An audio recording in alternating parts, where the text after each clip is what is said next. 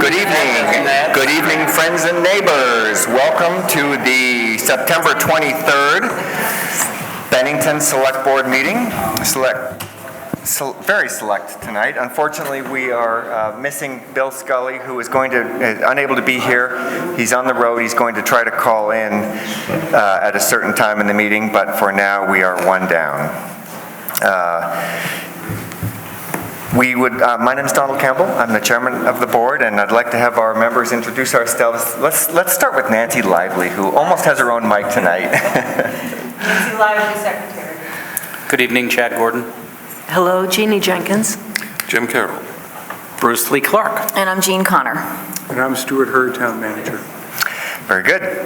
As has been our tradition for a while, we'd like to start this meeting with the Pledge of Allegiance. Jean, would you like to lead us off, please? Certainly. I pledge allegiance to the flag of the United States of America and to the republic for which it stands, one nation, under God, indivisible, with liberty and justice for all. Thank you, Jean. Well done. So the first order of business tonight is to look at our consent agenda. This is for the minutes of the meeting of September 9th. And the warrants which have been circulated. I had one question for Stuart, which I got answered. Does anybody else? Well, is there a motion on either of these things? So on the consent agenda? So moved. Okay, I'm looking for a second. Second. Any discussion about the consent agenda? Yes, I apologize. On page 7, it's... Of the minutes? Of the minutes. Maneely rather than McNeely. Maneely. I'm sorry? On page 7. Yeah. What line is it, Jeannie? Oh, yes. Very last one. It's Heather. Line 243. Oh, yeah. Oh. Okay. Maneely. Mm-hmm. Is that right? All right. Thank you. Any other comments? All in favor, say aye. Aye. That looks to be unanimous, so we are going to move forward with that. The next order of business is public comment. This is a time when we look forward to hearing the concerns of our citizenry. We do ask that you keep your comments to under 3 minutes, and this is not a time for conversation about items that are already on the agenda, but we are happy to hear your other concerns. So the first, we have two groups. I think the first group that we have coming up are both climate emergency subjects. And so Marsh and Barbara, please introduce yourselves for the folks at home and tell us what's on your mind. My name is Marsh Hudson-Knapp, and we have some people with posters who are going to rise to the occasion. This past week, some of us had the privilege of visiting with young members of our community. Many of them feel deep concern about their future and the future of our Earth. As you're thinking about what steps to take in facing the climate emergency that surrounds us and when to take them, we are asking you, our select board, to take into your hearts and into your minds the dangers and hopes that are stirring our community's young people. These are the voices of our community's children, and they are our future. Our world is heating up. We can still save it. This says we can stop climate change, stop burning fossil fuels. Speak loudly, please, so they can hear you at home. Climate change is endangering animals. Quickly transition to 100% renewable energy. Rainforest is in trouble. Save the animals. Save our lungs. All the fuel we use is being trapped inside our atmosphere. This is going to be a desert.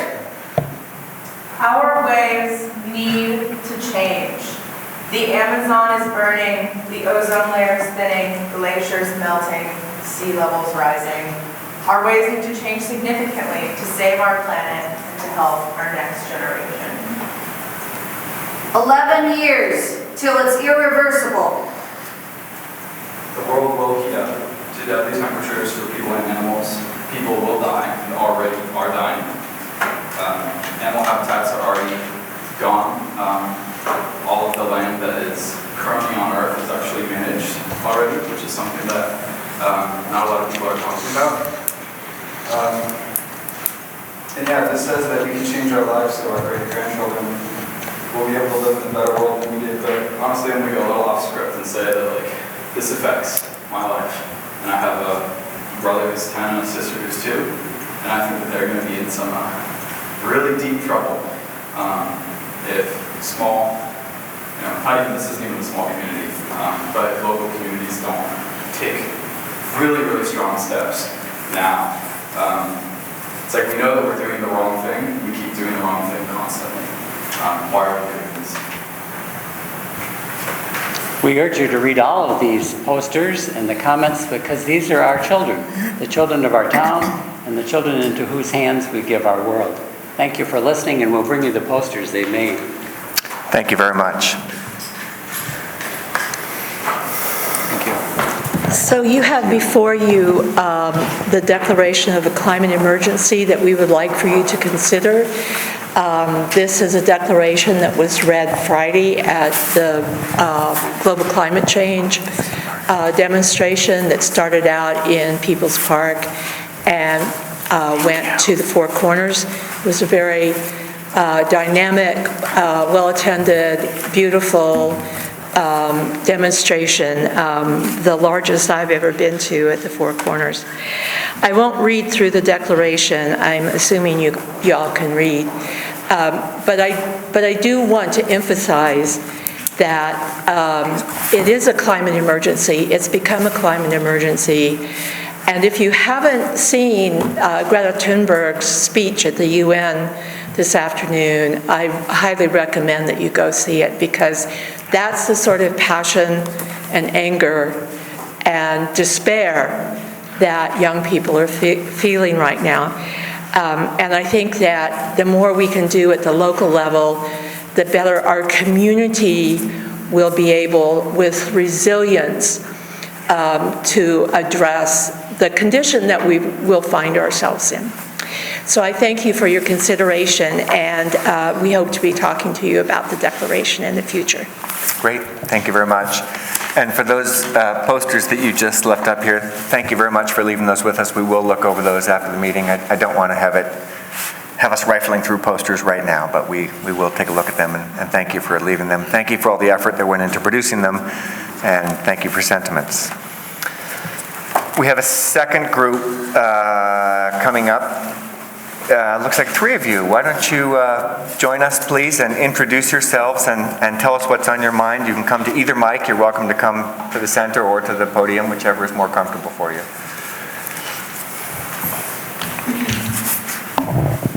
Good evening, everyone. My name is Andre Ann Shania, and this is Jared and Brad. Jared Newell from Bennington, and Glenn Brimmer from Bennington as well. And the reason I'm here tonight is because I am the new track operator of Catamount BMX, which is our hometown BMX track up at Upper Willow Park. And I'm really just here to introduce myself and kind of tell everyone a little bit about what I'm doing. So for the past 2 years, our local track hasn't been maintained, and we haven't been holding racing events. And as a result of that, our track has become overgrown, washed out, and caved in some places. And getting our track back in riding condition will not only be great for local BMX racers, but it'll be great for just kids in Bennington that enjoy riding their bikes. And for that reason, I decided to step into the track director position. Starting October 7th, our track is going to be completely rebuilt by an expert track builder. Our sanctioning body, USA BMX, is sending him to us at their cost, but we are responsible to supply equipment, dirt, lodging, and fuel for that.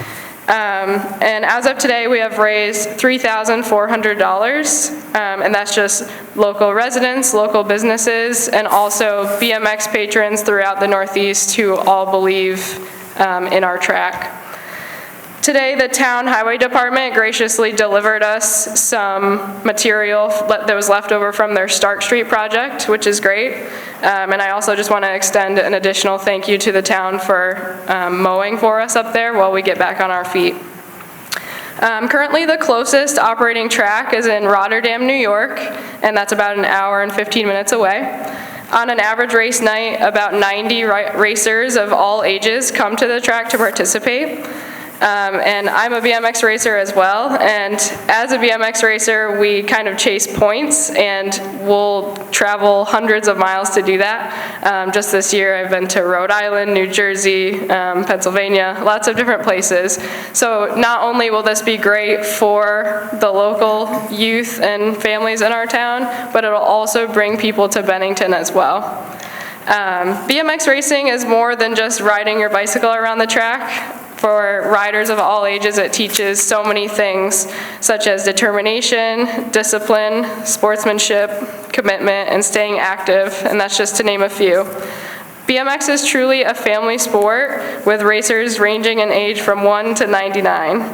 One of the greatest parts of BMX is that nobody sits the bench. No matter what proficiency or age you are, there's always someone to race.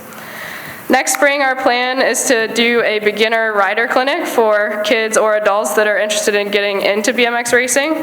And we also plan to partner with the Bennington area trail system to raise awareness about the many cycling opportunities in our area. And once weather permits, we will be holding weekly racing events throughout the summer. I encourage everyone to stop by, spread the word, and get involved, and this is going to be a really great thing for our town. Thank you. Andrea, thank you very much for bringing that. Before you leave, are either of you gentlemen going to say anything? I would just like to offer up a little bit of support on behalf of the Bennington Area Trail System, which I'm a part of. When I saw Andrea Ann's face in the banner saying that she was stepping up to be the next director, and realizing that she was, young, female-driven volunteer, I said, we need to get on board. The Bennington Area Trail System needs to help out, and because we're really trying to do the same thing. We're trying to get more kids on bikes, more kids outside. I think there's a lot of parallels with the hospital and just getting a healthier community here. And so what Andrea Ann's doing has our full support, and I hope the town's full support, and the community and kids and volunteers. Great. Glenn, anything from you? I'm mostly here just as part of BATS as well, but I grew up riding the BMX track my whole life. My father took me as a child.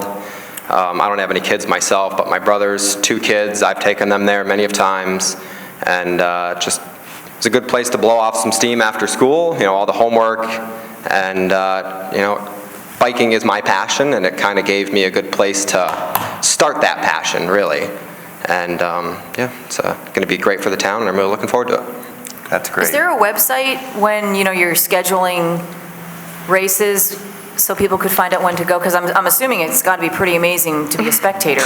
Yeah, so catamountbmx.org, and that's kind of through USA BMX as well.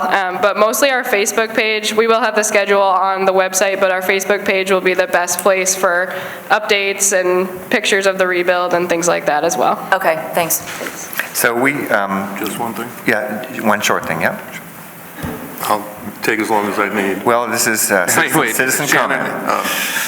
Shannon, I think that would be a nice addition to Vermont Begins Here, don't you? That's our new marketing website for the town. That was much shorter than I thought. Good job. Well, I can take a little longer. Well, I don't know about the rest of the board, but I'd like to thank you for coming in front of us. It sounds like a really exciting partnership. It sounds like I really love when these partnerships come to town and things happen without a lot of cost to taxpayers. But I know speaking for myself on this board, I'd love you to keep in touch with us and let us know what we could do, if there are things we could do in kind, help you apply for grants, or like the trucking of material when nobody is busy with anything else, or whatever it is. Would like to know how we could be supportive of your partnership. Thank you. Great. Thank you for coming this evening. So the next order of business is one of our umbrella topics, and we've been working our way through a number of really interesting topics over the course of the summer, and this one is very important to all of us, I think. So we're going to, before I say too much about it, I'm just going to say it's generally a housing topic, and Shannon Barsati, our new community director, has been very helpful in pulling these together for us. So Shannon, I'm going to let you kick it off and tell us who's here and what we'll be hearing tonight. Great. Thank you. So good evening, everyone. I'm Shannon Barsati, the Community Development Director for the town of Bennington, and thanks for all the public comments. It's really inspiring to see young people stepping up into leadership in our town. So safe, affordable housing is really one of the cornerstones of economic and community development, and the town of Bennington works with a number of partners in the housing field. So through my Office of Community Development, we apply for grants, usually federal grants through HUD, Housing and Urban Development, that come through the Vermont Agency of Commerce and Community Development in the form of community development block grants. And so the town administers these funds to sub-grantees, such as Shires Housing and NeighborWorks are a couple of examples. There are a number of housing agencies across Bennington County that couldn't be here tonight, but we're glad to have some of our partners here. Stephanie Lane, the Executive Director of Shires Housing, Susan Summer, who's the Executive Director of Bennington County Habitat for Humanity, and David Traver-Adolphus, the Bennington Home Repair Coordinator for NeighborWorks of Western Vermont. So I'll start with Stephanie. Each of them are just going to speak a little bit about what they do for the Bennington community, and then we'll open it up for questions. Thank you. Thanks for having us. Thank you for coming. Sure. You want to be Vanna, and then I'll be Vanna?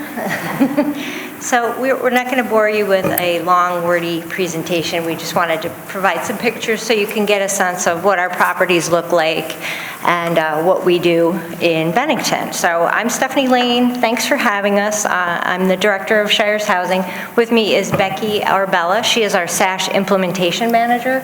SASH is also a really important part of what we do at Shires. So our mission is to provide quality, safe, affordable homes to residents of Bennington County.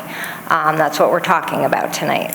We have a portfolio of 348 units currently throughout the county, Manchester, Arlington, and Bennington, primarily. Shaftesbury, we have a few units as well, more to come. We own and self-manage all of the units, and we are also the designated regional Affordable Housing Organization, or DRO, for the SASH program in Bennington. So Shires is sort of the conduit to bring SASH to the community. Quality housing that is affordable, as everyone knows, affects so many things and impacts lives in so many ways. As Shannon said, it's a huge economic driver in a community, absolutely. I mean, the investment we can bring with housing and the jobs that it supports continues to be, you know, a big driver, a big driving force locally. It's also key for housing stability for children and families, economic security. People need to live in a place that they can afford. They need housing that doesn't cost more than 30% of their income.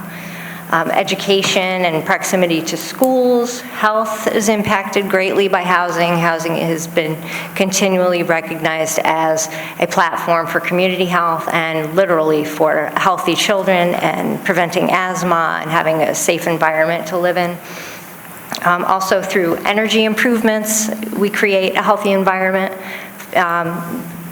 Foregoing fossil fuels when we can and trying to incorporate new technology, improving our envelopes, improving how we build, building better quality, well-insulated projects, some with the use of pellets or wood chips, some with electric heat, now that you can improve the envelopes to that level. So we're trying to find the best ways to continue to improve what we do and to continue to improve the quality of what we do for the residents who ultimately are the beneficiaries of this. We remain stewards of these properties for 20 years minimally without reinvesting in them. So we make sure that we build a product that will last, we build a product that is efficient, that operationally can sustain itself for many years without having to increase rents. We are capped at what we can charge for rent. Therefore, we have to make sure that the inputs at the beginning are sufficient to support that project for the long term in the way that those people deserve to live in, a community that's well cared for and that is taken care of for the long term. So there's a lot that goes into what we do. And it impacts, in our opinion, housing impacts everything. It's a platform for so many things. And, we are a not-for-profit housing provider. We're a private not-for-profit. We do it because we really care about housing. We really care about the community and the residents. With the acquisition of Applegate Apartments, we had the ability to start into a new sort of territory for us, which is resident services. SASH has been part of Shires Housing for approximately 6 years now? 6 years? No. Really? Longer than that then? Okay. And it is now a permanent program. It was an implementation program for about 4 or 5 years, and it's now a permanent program. And through that delivery system, having that in place, which is primarily a senior program for seniors on Medicare, we've been able to implement resident services programs at Applegate and other sites using that model effectively. I'd like to ask Becky to come up and just talk about a few of these if she would. So a month or so ago, hi, I'm Becky Arbella, sorry. About a month or so ago, I was here talking about what we do for the seniors. I'm going to echo that because Shires Housing has been graceful enough to let us open that up to your whole community. So we don't offer just that to seniors. We are embedded into the hospital. Stephanie and I and one other person, Madison, are part of the opioid task force. As you know, not just in Bennington, but all of Vermont or all of our country. We have a huge opioid issue, and we are all in that task force to try to come together and figure out solutions. We are also part of the community care team. While the community care team is a group of agencies that come together once a month at the hospital, and they bring their hardest patients or their hardest participant to the table, and we all brainstorm on how to help them. I started out going there for my SASH participants. Then it morphed into being there for my SASH and Shires Housing residents. Now, they call us for all Bennington area residents to say, what can you do to help us? And we are definitely ready to jump in there when we can. I can't say we solve everything in that day because we don't as much as we would all like to, but we're all there and we all have each other's contacts to brainstorm on these. Along with that, Shires Housing SASH is holding our 3rd annual Health and Wellness Fair, which is tomorrow from 10 to 2 at Memorial Hall. We are holding our 5th annual in the Deerfield Valley. 6 years ago, we were told this would never take off, and yay, it has. So we have about 25 vendors tomorrow, so I'd love to see any of you there. We do serve lunch by donation only. My mom and dad, who are seniors, come up to cook because they, quote, like cooking for the old folks. They're in their 80s. I'm sorry, what did you say the venue on that is? It's at the Mechanics Hall from 10 to 2 tomorrow. Masonic. I'm sorry, I'm from Massachusetts, and the Worcester Mechanics Hall is stuck in me. Okay, the Masonic Hall on Main Street. It's the Masonic Hall. I apologize. 10 o'clock to 2 o'clock tomorrow. Okay, thank you. We've also been partnering a lot with the Bennington Senior Center. We actually, I just did a class there. We did jewelry making, 15 people came. Since July, Nancy Messina has done an AARP driving safety course for the community. Kim Bishop has one scheduled in November that's open to anyone 50 or over to come and take the driving course, and you get a discount on your insurance. Also since July, Nancy Messina has been teaching a first time in Vermont Aqua Tai Chi, and it's been a huge success, 25 to 30 people each week. Kim Bishop has been teaching beginner Tai Chi and advanced Tai Chi weekly since July. I do flower arranging, jewelry making, and health and wellness talks there, almost monthly. And one of our big community events is the Applegate Food Bank.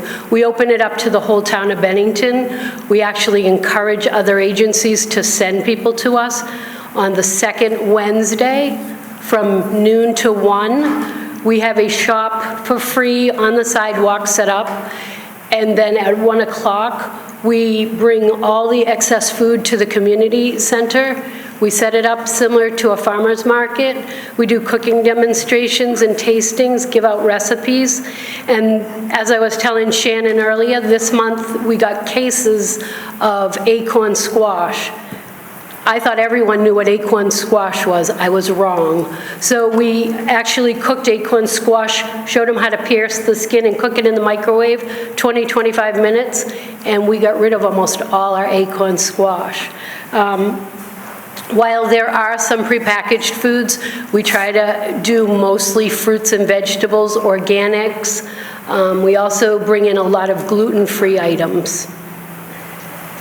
We are also hopefully starting a food shelf with the food bank called The Agency, where shires can order for their residents to help them. We were realizing that our residents, even though they work, they still can use food. So we want to try to help them with that. In 2017, Stephanie applied for a grant through VHCB, and we were awarded a small grant from them. In that grant, we did a kids gardening club, an adult gardening club, a Rock the Crockpot club at Applegate and at Cora B. Whitney. Applegate is still, after 2 years, still coming to a cooking class once a month.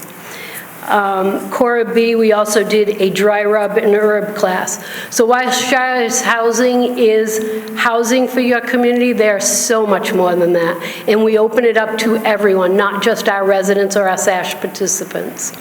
That's great. Thank you very much. Stephanie, why don't we go through these presentations, and do you mind staying until the end? Oh, sure. Do you have more you were going to say now? No, okay. I'm good. I'll If you'd be wait willing to until stay, we'll do questions at the end. Okay. From the board. Thank you very much.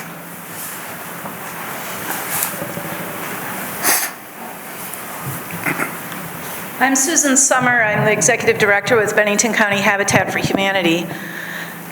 On Saturday, the 21st, we had the dedication of the 27th and 28th houses that this Habitat affiliate has been able to build in partnership with families since 1999. It was at the neighborhood we're building off North Branch Street on Corcoran's Way. And someday, Mr. Hurd, we hope to ask the town to accept dedication of that road when the paperwork finally gets done.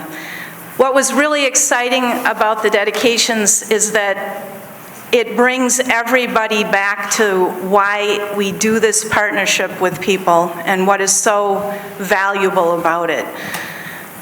One of the families is a young family with 2 children, a little girl who's 2 and a newborn baby, Theo. And they're thrilled beyond belief that they can move out of the rental that they're in into a house with a yard, because where they are now, there's absolutely no place for their children to play.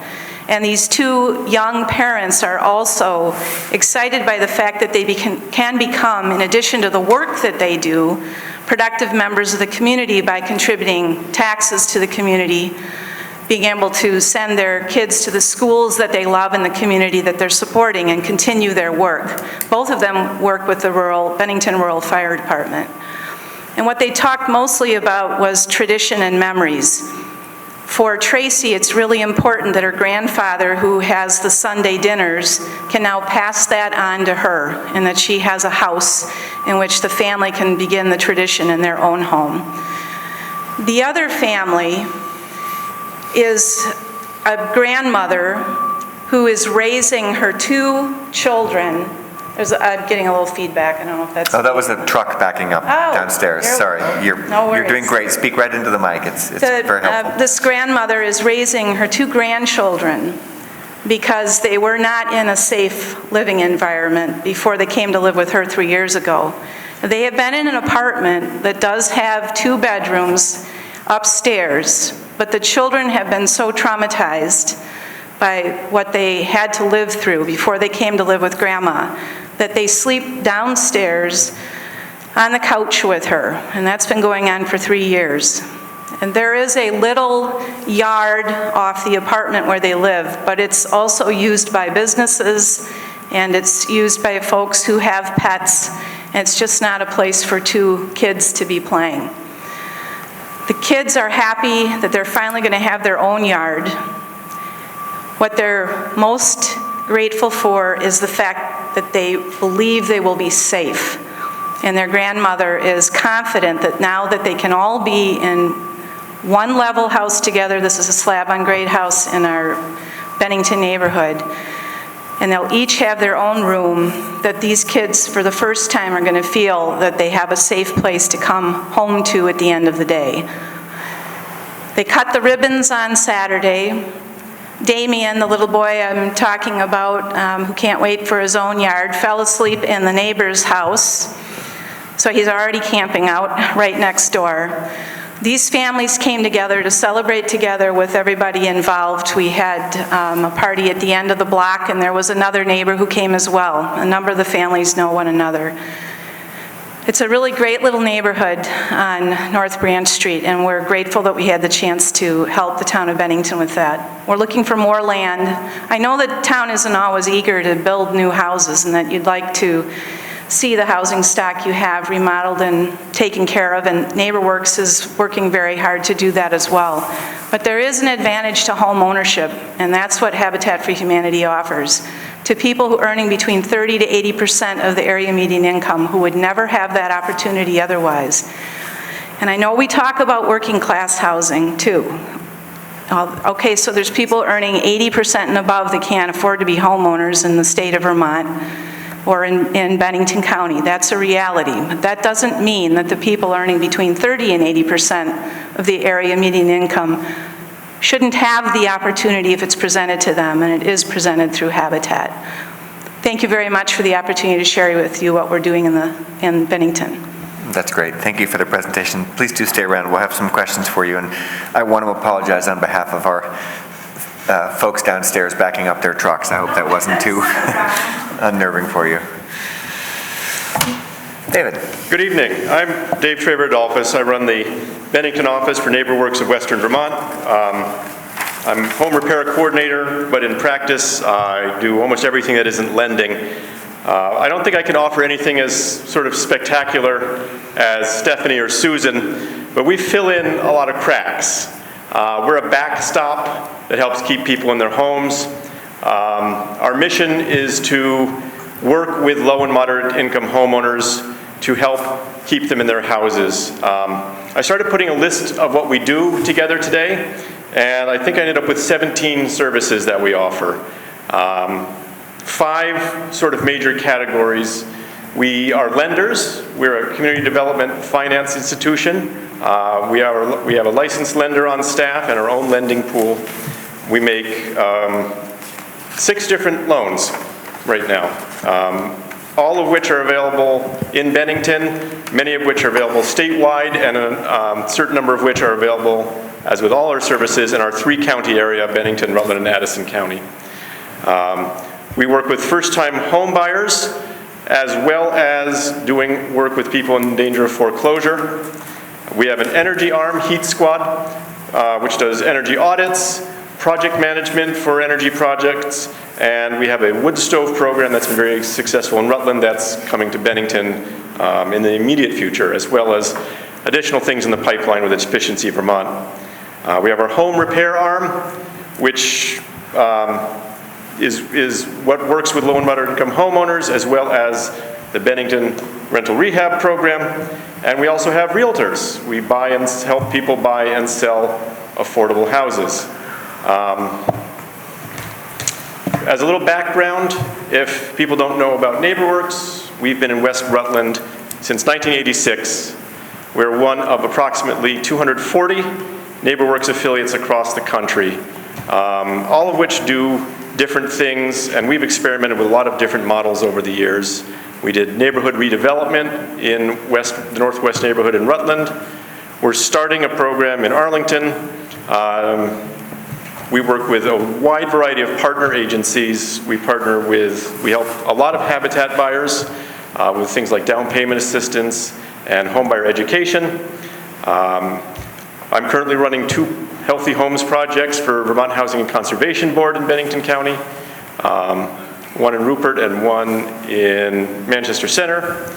We have worked with Rutland Regional Medical Center for many years, and we're slowly trying to work with the hospital here. We coordinate and project manage with Vermont Centers for Independent Living to help create accessible homes, and we also work very closely with USDA when they do projects. We do a lot of leveraged funds with all of those agencies. And what else can I offer? And that's it. I could run through the 17 things we do, but that's a lot of stuff. We may ask you to give us some highlights of what you're doing in Bennington in just a minute. Sure. This is an opportunity for our board to ask questions of these important community partners, and I'm not sure if you have any questions or would like further information, but I would open it up to board members to anything that's on your mind. Anybody? I'd like to start out by just making sure that I didn't mess up the times. So tomorrow, 10 to 2 at the Masonic Hall, open house for SASH, is that right? It's a health and wellness fair. Health and wellness fair, put on by SASH. Food clinic, other health and wellness things. Okay, thank you. Questions from the board? Bruce? Yeah, this is really for, I think it's SASH. You were talking about initiatives with regard to food and food insecurity in town, and I'm all for that. I'm wondering about collaboration with other organizations that are doing similar or same kind of stuff. So are you participating in those conversations as well? We definitely are. I might ask you all to come up to the mic if you wouldn't mind. I mean, you're such a handsome crew that would be, David and Stephanie, everybody, it would be great to have you all up there if you wouldn't mind. And we'll just ask questions and you can bounce between you with whoever has the best answers. Thank you. So we are definitely collaborating with all different agencies, Rise Vermont. As of recently, I've spoken with the Bennington College, and they're going to come down to one of our food banks to see how we can help there, and they've actually let me know that they would like us to apply for one of the grants. Also, Andrea from Rise Vermont has come to one of our food banks. She was going to come for more, but personal reasons she could not. Kathy Dockham from the hospital is actually coming to our next one. A lot of our partner agencies have actually asked if they can come help. The more the merrier for us. Right. But we are definitely collaborating across as many agencies we can. We also have a real tight relationship with Grateful Hearts. So Dale Coppin has started a program called Grateful Hearts, and he takes troubled youth and they glean fields or go to stores and take produce or fruit that normally would not be sold and normally goes to waste. They bring it to the hospital because it's still edible. The hospital has a licensed staff that cooks it down, seals it into vacuum-sealed bags, makes soups, casseroles, different types of rolls, and gives it out to the community for free. Dale also, through, I believe it was the Lions Club of Manchester, donated a freezer to us at Applegate so that we can take in more volume, so that during the week, in the evening when Shires cannot be there. We have 3 residents that have been doing the cooking class for the last 2 years that have stepped up, and now they're going to be handing out food as well. Good. Thank you. Thank you. I guess I should have started out by thanking you all for coming tonight, because it really is great to hear about what you're doing. And the metrics you have mentioned are quite impressive, from the more than 17 things that NeighborWorks has brought to Bennington, when we think that you just came here a few years ago, it's wonderful that you've got all these programs up and running, and the Habitat housing is really impressive on North Branch Street, and of course Shires has been doing amazing work. So it's really a pleasure to have you with us and to have you in our community. One thing I might put to you as a sort of general question, I think this board is always looking for ways that we know we need more housing, and we know we'd like to see more affordable housing. And as you know, we always run a pretty tight budget. So we're looking for ways that the town can support your work and further your work without having to pay too much for it. So if any of you have ideas of what we could be doing to further support your work, I guess I'd love to hear them now if you have anything in mind. Sure, I'll put a plug in for the dedication of Corcoran's Way. That would be a huge benefit to all of us. We built it according to specifications, and when we get the opportunity to have a hearing in front of you, we can talk more about it. But that would be wonderful if the town could take that on so that it could be maintained by the town. I think when you look at the number of houses on that road, that's 6 houses, 6 new families paying taxes toward the town, that it seems a fair request for Habitat and something that we worked with to make sure we built it to town specifications. The other thing that we always need is land. I'm not asking you to give us land, but if for some reason you might have a foreclosed property, for example, like is what got North Branch neighborhood started, we did buy that for $25,000, and we're able to use that lot and put 3 houses on it. But if you know of situations like that, we're always looking for land, and would love to be able to help in a situation where you've got a blighted property and you need to do something with it. And you're a 501c3, right? So people could also donate land to you and take a charitable tax donation for that? Exactly. Right, okay, great. And Stuart, have you been working with them on the?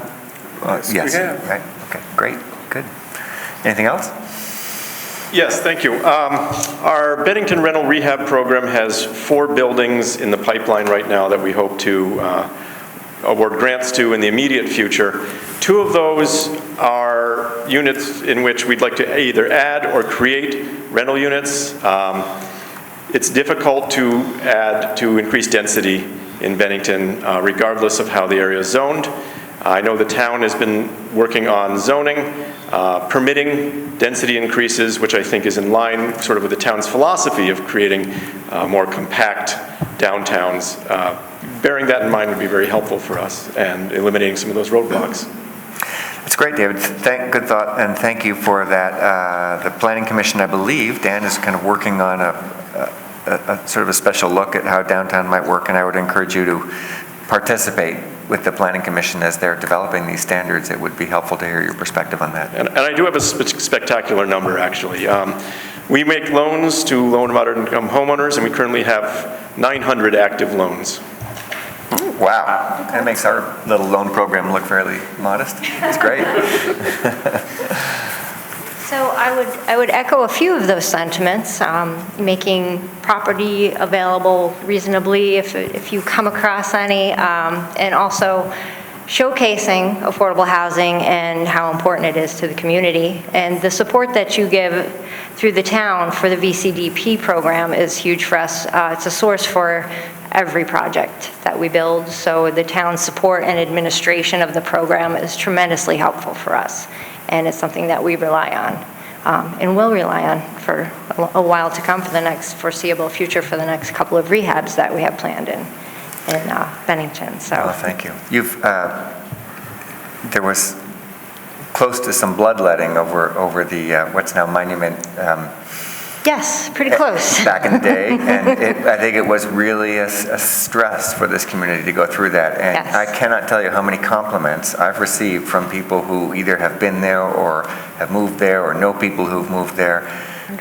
You've just done a fantastic job with that, and really so done much. A wonderful thing for the neighborhood. Thank you. That was it was a long time coming for that project, and as you know, met with much opposition, and there are people here who supported it. And we thank you for that. And it's been a long haul for our board and staff, and for this board as well. And hopefully the product speaks for itself now, and we've created a really nice neighborhood, and we're really pleased to see people living there now and just enjoying it. And I should probably also just say that of all the board members here, only one of us was here for that. Right. was here for that. And I remember it well. Yes, I bet you do. He's still got a little. I got scars. Yeah, but the product does speak for itself. Yeah, and I want to say, Thank you. yeah, I want to say that, some of the sharpest critics of that project were there at the ribbon cutting ceremony. Yes, they were. Yeah. Yes, they were invited. So nice job pulling our community together. Thank you for that. Thank you very much. Thank you, we appreciate that. I think Jean had a question. No, I do. I have a question. Jean, go You ahead. have a question? So I just wondered if there are any projects on the horizon that we should be looking for that are up and coming? That you're willing to tell us about? Anything you want to pop on us? We have some rehab projects coming up in town. The two buildings on Depot Street, 211 to 213 and 215 Depot Street are going in for rehab, and we believe by early summer. And we are looking at the 300 Pleasant Street building for a potential relocation of Thatcher House, so that's also something in the pipeline. We'll know more after tomorrow's board meeting. Wish us luck. I think those are our primary, and of course Lake Perrin Village, which we have a groundbreaking tomorrow, and are starting that. Will be a 22-unit new construction project, and just over the Shaftesbury line, but really walkable to North Bennington. Yeah, definitely part of that Lake Perrin neighborhood, Perrin Acres neighborhood, yeah. Yes, and that one went a little more smooth than the last one, so we're digging dirt already, so it's great. But it's been 4 years, so I'm very happy to be here.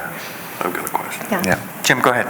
As far as, both for Shires and for Habitat, I serve on the Commerce Committee in Montpelier, and one of the most memorable days I had was when Habitat came to speak before our committee. And, what most people don't realize is that there's a formal procedure for applying to become, what do you call it, a Habitat family. Can you, without going in too great a depth, can you guide some people who might be interested in applying for it? Yes, thank you for that opportunity. People have to go through a very rigorous application process in order to be accepted into the Habitat Home Ownership Program. It's a lengthy application. If we send out 20 applications, we might get 5 completed ones back. It requires a lot of financial information, and if you send your application in and you've provided all the information, you still have to have a good credit rating. You have to have a sufficient income and not be overwhelmed by debt. You can't have too much recurring debt, because we want to work with folks and not set them up for failure. Taking the step of home ownership is huge.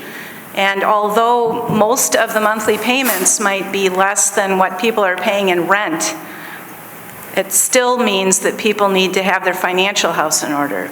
So as part of the application process, if you submit it and you're not quite there with your debt-to-income ratio or your credit, the NeighborWorks course, which is the home ownership education course, and then the 2 required financial counseling sessions have proven to be fantastic for the folks going through the program. And we also have a banker who's willing to sit down and work with people and try to get them back on track with credit so that they could apply again. It's not an easy process for people to go through, and there's a very good reason for that. Thank you for asking us to explain that. I don't want to scare people away, but if folks want to step up and apply and really want the opportunity from home ownership, then they need to realize that it's a huge, important, serious step, and everybody's willing to try to work at it to help you get to where you need to be. Just to break that down a little bit further, would somebody's entry point be NeighborWorks, or would somebody's, what's the first entry point if you are have to call our office. Okay, so start with Habitat. Yes. And you will direct them. Right, 802-367-1000, and then we talk to you, ask you a very few questions, and if you believe that you fit in the income guideline, we'll send an application out. And then we have people on the Homeowner Selection Support Committee who will follow up with you to see if you need any help with your application and how it's going for you filling it out. And then we take it from there if we need to refer you to a banker or to somebody who can get you started. Once you're accepted, you have to do the NeighborWorks Homebuyer Education course. And it's conceivable that a person could be accepted and not do well in the course and have to have things postponed. I mean, really the goal is to have people who are able to pay that mortgage payment every month on time once they have closed on their house and become homeowners. That's great. Thanks. Well, it's almost time for us to wrap this up. Are there other questions from board members that need to be answered? Shannon? Quick question that's sort of along those lines. Mike. Okay. Thank you. I have a quick question for Stephanie. I'm just wondering also about the process to get a unit at Monument View or, the Lake Perrin units. Okay, so there's a few different ways that you can do it. You can come to the office, pick up an application, and if you would like, one of our property managers will sit with you and go over the application process and tell you what you need to return with it. You can go online and do a pre-application now, which is something new we've added, and it takes your basic information, your household makeup, your income, and gives us a snapshot so that we know if you seem qualified or not. If it's someone who's sending in a pre-application and their annual income is $6,000, we probably can't house them. So, we don't let them get too far down the path before, but we also verify. So someone will call them, ask them some additional questions, make sure that they have filled the pre-application out correctly. And then if follow-up is needed, we do that. But that's mainly how we get them. Can you offer us your phone number and the address? Is the new Shires down on North Street? Yes, we're at 307 North now. We've moved to. We grew a little bit too big for our prior space, and we needed to hire a couple of people. So we were doubled and tripled in the offices, so we've relocated.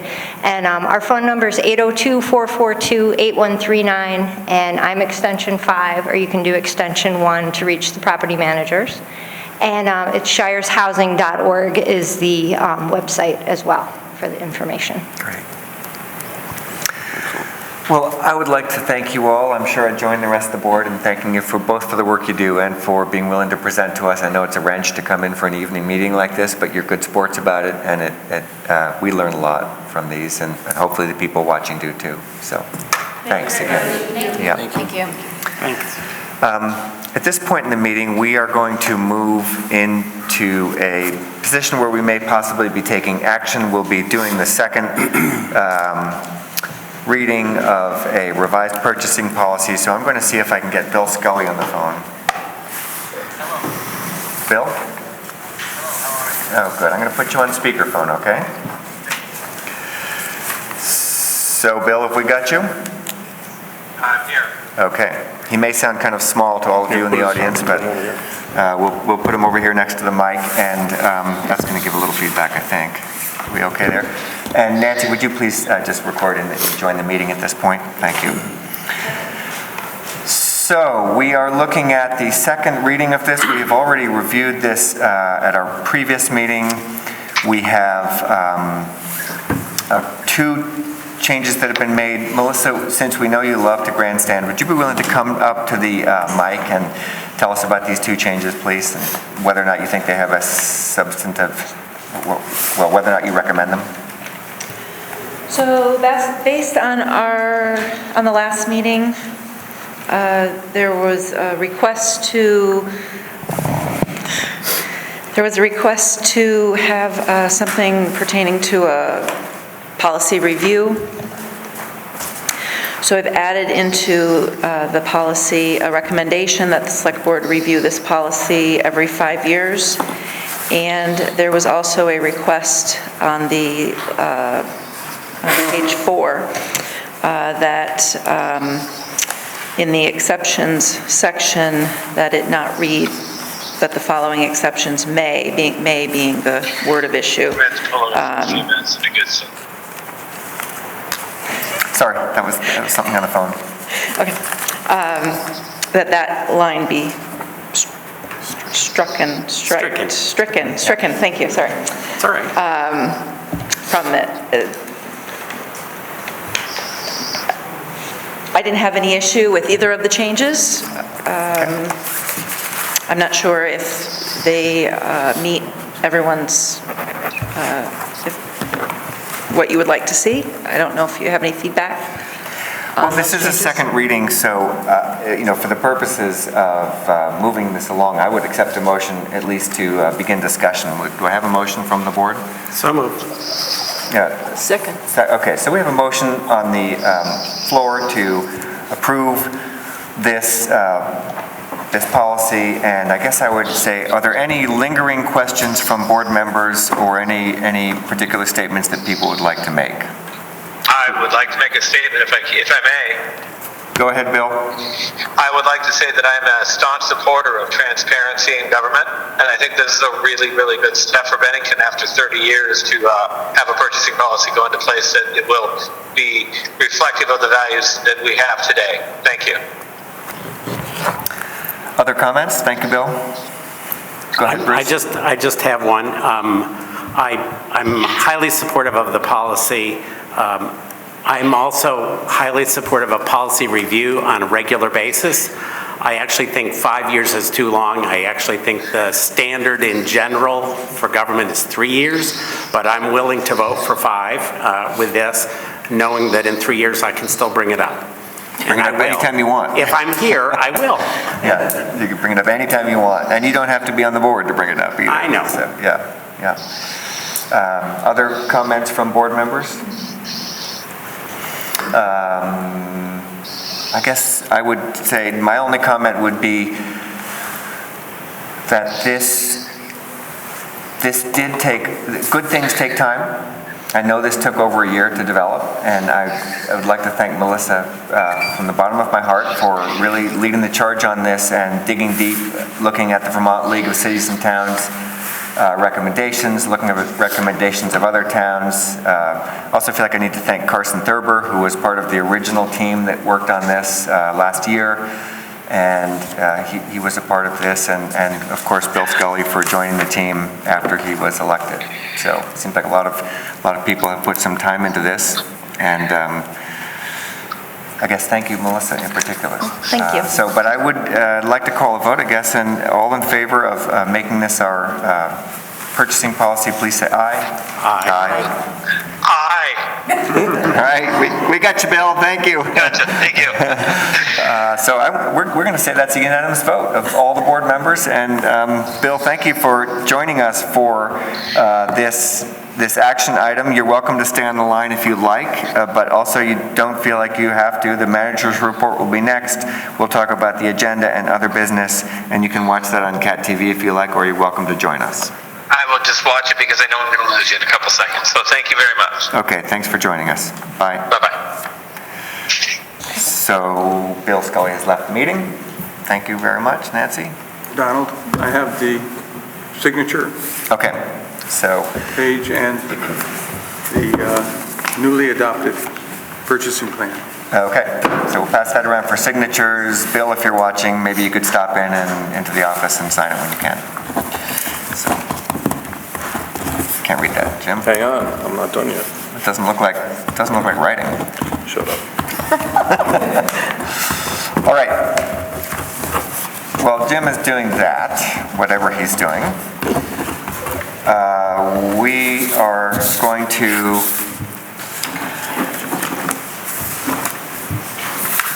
going to move on towards the manager's report. Stuart, what have you got for us tonight? Well, I have no action items for you tonight, but I just want to report that those folks who live in the Chapel Road and Upper East Road area, which is contracts 8 and 9 of the PFOA construction project, are now scheduled to be out to bid by the middle of October. There were some delays on some of the state permitting processes on contract 9, but they are nearly complete now and moving forward. We are close to an agreement on the Morgan Spring delivery system. We will most likely be talking with the board about contractual issues associated with that, and some of that will take place in executive session, but any agreement that this board agrees to consider will be done in open session at a future date. And I can tell you that the vendor is anxious to move forward, so we may be looking at an October 14th timeframe if things go well, at least for consideration of the agreement, perhaps October 28th. And I know there are timeframes for the DRB approval because they are actually looking to change the approved site plan to improve the turning radiuses and separate the parking set aside from the delivery system itself. So there's some good things happening there. On Wednesday last week, I was in Montpelier at the League of Cities and Towns, where they hosted a meeting essentially for our attorneys to present to other communities who might be interested in joining the lawsuit. At the present time, Bennington is the only community in Vermont who is filed in the federal lawsuit that is being held in Ohio. And unlike the Attorney General's action, which is specifically related to Purdue Pharma and the Sackler family, we have named 3 other distributors, 2 other manufacturers, pharmacies, benefits managers. Oddly enough, people behind the scenes have been somewhat complicit in working with the industry to make sure that opioids were more readily available than perhaps some of the other painkillers that are on the market that are less addictive. It's pretty startling when you start to hear of I'll call it the tangled web that these folks weaved that brought this country into some really, really bad straits. So I'm happy that we had that opportunity. I know at least one other community will be joining us. The feeling is that the more communities in Vermont that join the suit, the more impact having Vermont there will have. So our attorneys are working very hard to build that body of work. I'm happy to say on the wastewater treatment facility that both digester covers are now in place. Okay. Unfortunately, we have a couple of venting systems that need to be welded to the roofs, and those parts are not in yet, so we can't really start using the digesters to digest the sludge, because obviously that creates methane gas, and welding on methane gas is not recommended in any area. So we have mitigated the odors. We are composting. The composting is working fine.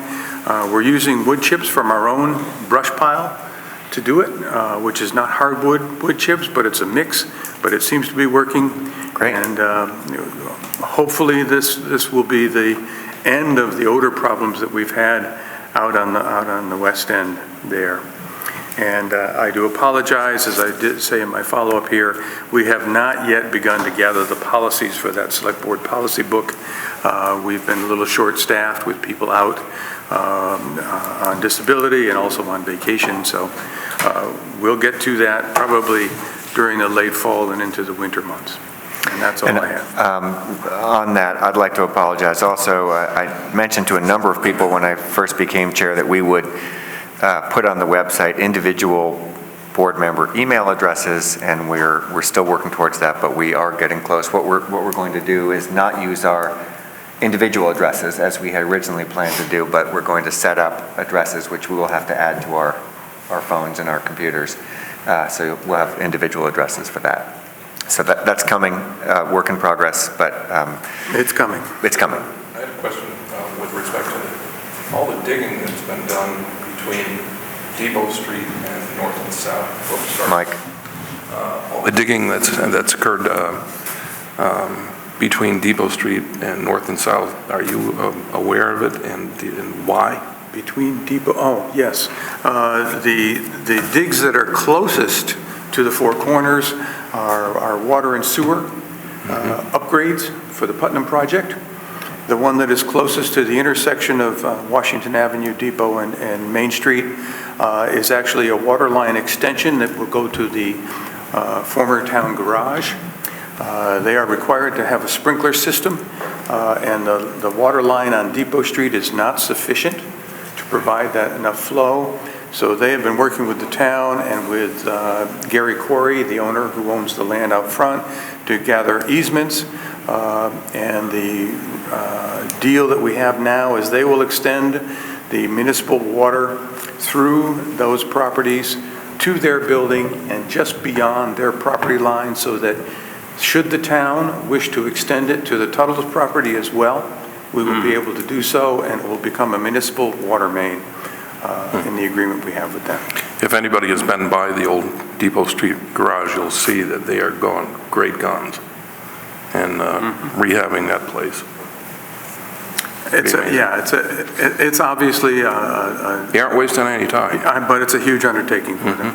And I can tell you that working in Main Street with water and sewer connections is a massive undertaking, because we have buried electrical, buried telephone, subsurface drainage, ways, concrete running through the road, railroad tracks beneath the surface. I'll bet, yeah. So it's a fun job, and I'm sure that the folks who are doing the distillery are enjoying the work so far. It's a long and difficult course, and we discovered that when we had some water main issues in the same block a little while ago. It's an all-night affair. Stuart, we're going to move gently into upcoming agendas, but would you be willing to start the reminders for the V-Trans presentation on the 28th? Yes, we'll have those out. I'm a little short-staffed these first few days of the week, but the Agency of Transportation sent us down a sample warning and sample letter. We'll be getting those out before the end of the week. So October 28th will be the day. Right. People concerned about that bridge replacement near Mintzer's, what do you call that bridge? Well, it's Route 9 Bridge, but it's Miller's Toll is the one you're... Yeah. That's the Miller's Toll Bridge. Yeah, you can call it that presentation, which we had a preview of, a somewhat surprising preview of earlier this summer, that will happen in earnest on October 28th. So people concerned about that should mark their calendars for that. Our next meeting is on October 14th, Indigenous Peoples Day, formerly Columbus Day. We'd like to try to have that be a light meeting. We do need to have an executive session on personnel review that day, so we will be holding that meeting, but I don't have a lot on the calendar for that. Stuart, do you have? We initially had scheduled it for a marketing presentation, similar to what we saw tonight, and I don't know whether we're going to be ready for that. Shannon? I thought that October 14th was going to be the update from the Berkshire Family YMCA. Yes, they're on the schedule as well. Okay. Marketing, I would prefer to move to another day. But all right. I have to, because that's not just me. I thought we were thinking about this. So the 28th would be the earliest, but we could also do it the first week in November. This is not, it's not a pressure cooker situation, but that's great. Because we're going to coordinate that with Matt Harrington and also John Cooper. okay. Let's say we'll not do it on the 14th, and we'll talk then about whether or not we go for the 28th or early November. Other things on our annual calendar, Stuart, are the staff begins general highway fund budget development. Board may provide direction on salary increase for their non-union employees and overall budget. And if union contract expiring next June, negotiations may start. So that's what we have for October. Yeah, the other things that you talked about perhaps on the 14th was the charter reconsideration issues. And I do have a borrowing group of documents I have to bring to you for this lead line replacement project. The state is treating it as if it is a bond issue, so we'll have the resolution bond documents, and those are already prepared, but we didn't get them until Friday, and I didn't think sneaking them in on the manager's report would be appropriate. No. All right, so 14th now has filled up. We'll be hearing from the YMCA. We'll be doing charter reconsideration issues. We hope the lead line project update and executive session for personnel review. All right, so that's our next meeting. Other business, I would just say, David's left, but I would like to thank the Energy Committee that seems to be quite ready to go. We're scheduling, right now, it looks like our first meeting, Stuart, as far as warning goes, will be October 2nd at 5 p.m. Okay. So that will be their organizational meeting. And I've asked the Regional Commission if they could meet there, but I haven't heard back yet. Or maybe I have, it might be sitting in my email somewhere. But I'd say that the location has to be determined yet. So, other business from the board? Chad? Nothing tonight? Jeannie? Two things early October. So also on October 2nd at 6:30 to 8 at CCV, there'll be Startup 802 next round of entrepreneurs showcasing their thoughts. And it's everyone from high school students to, veteran entrepreneurs. So that's cool. And then on October 4th, that is Manufacturing Day. And during the month of October, there are going to be op-eds in the Banner from local manufacturers, as well as a number of open houses that will be open to the public. Jim? Just a couple things. First of all, I wanted to wish Melissa and her new husband a long and happy marriage. Yeah, she's knocked out. And nevertheless, and I also wanted to wish my younger brother happy birthday. It's his 57th birthday today. John and I are 57 for the next 32 days. Nice. What's called Irish twins. Excellent. Nothing. Bruce? I just realized, looking at my old-fashioned paper calendar, that this is our last select board meeting before IACP comes. I'm just making sure that we're all up to speed, if everything's available on the website and all that good stuff has happened. Remind us what IACP is. The police, It's the police assessment. Assessment. Police assessment. So, Yes, they will be in town on October 7th, Right. the week of October 7th. and people that want to participate can go to the town website to get the information they need? They can actually contact IACP directly. It's Bennington VT, at IACP. I've got it right here. At the IACP. Bennington VT at theiacp.org. There you go. Yeah. And can Is you that access website not available on our website, so people can find it? Is there a link? We can put a link to it. I don't think we've done that yet. Yeah, that would be really great, because people aren't going to be able to access that based on hearing that at our meeting. Okay, that's... And they do respond. I've been in contact with them. Great. Glad to hear that. Or maybe there could be a press release about that? Do we do that sort of thing? Too late. Banner left. We've got Cat TV, though. We can write our own press release. We could do a press Actually, release. they do their own press releases. They'll do some They'll do something? Yeah, they have an entire department that takes care of it. Okay. So we have, unfortunately, the need to go into executive session for real estate negotiations, contracts, and personnel issues. We'll be here for a little while. People don't get too restless. But I do need to have a motion to go into executive session for real estate contracts and personnel, please. We don't intend to take any action coming out of this. No action coming out? And we will not be taking any action coming out on any of these things. No, Thank you. we will That's not be always taking helpful. action coming out, although we will. So then I will move that we move into an executive session Okay. under those conditions. All right. Do we have a second? Yes. All in favor, say aye. Aye. Okay.